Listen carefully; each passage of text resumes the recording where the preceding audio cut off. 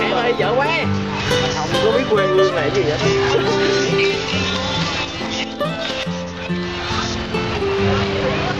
Bắt thương hại luôn. Đúng. Thôi chết bây giờ léo. Xe bị thùng. Em sẽ thùng mày.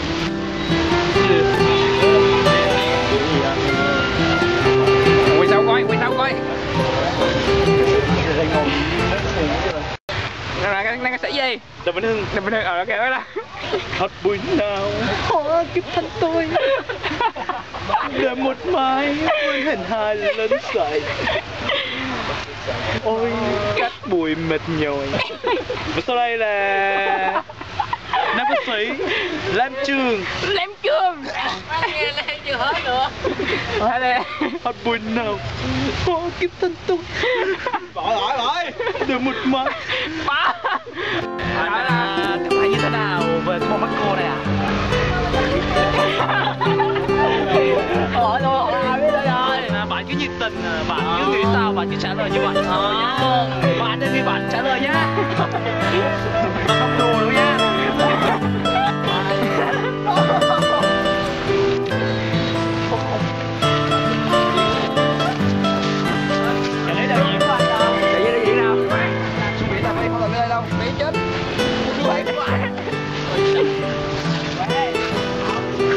Ai vậy đi? Đi bắt đầu người đi nói là sao? Sao vậy? Chạy thành luôn không? Đây. Thôi đây chỗ cục xanh đứng đây, tôi một đêm đánh ngồi nè. Chạy. Một đêm chơi rồi. Chứ là đâu xuống rồi. Một hai vậy đó. Hỏi đánh cho bên cầm dao cái đồ mà. Vậy phải được không? Đi đứng kia. Đấy là điện thoại em cái.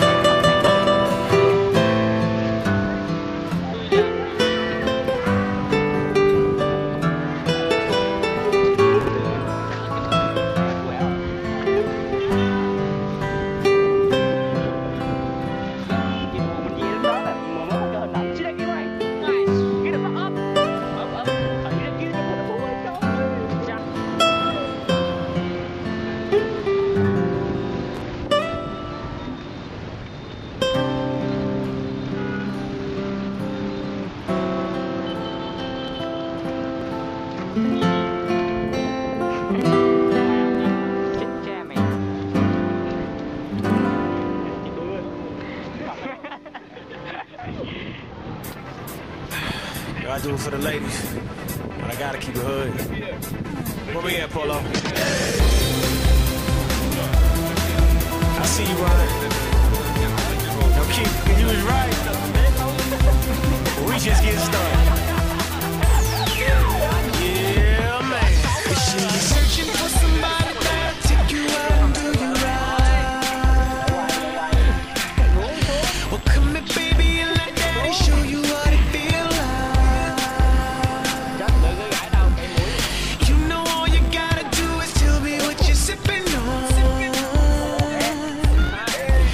And I promise that I'm gonna keep it coming all night long.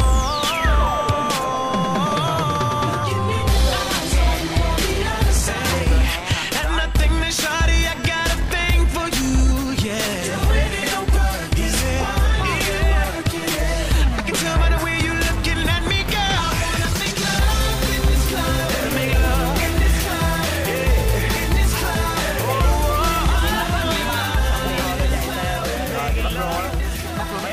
Nó là tại cái con nó thật hết rồi sao á? Có trời.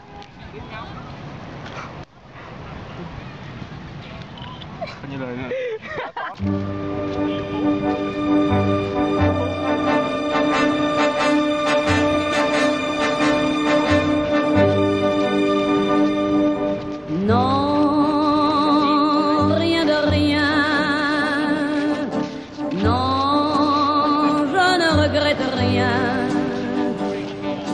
bien qu'on m'a fait, ni le mal, tout ça m'est bien égal.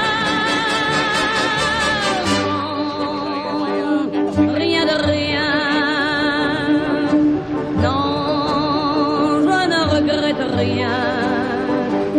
C'est payé.